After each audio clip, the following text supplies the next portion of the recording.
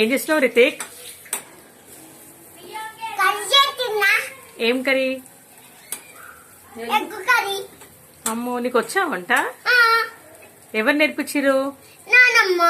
నానమ్మ నేర్పించిందా? టేస్టీ ఉంటదా? టేస్టీ ఉండదా? ఏమేమి వేసినావు అందులో కర్రీలో?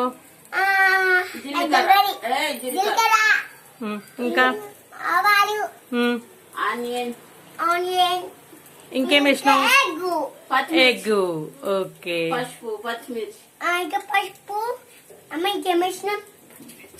పచ్చిమిర్చికాయ. సరే, నీకు ఇప్పుడు వంట చేయాలని ఐడియా నీకు ఎందుకు వచ్చింది? చెప్పాలి, ఇటు చూసి చెప్పాలి.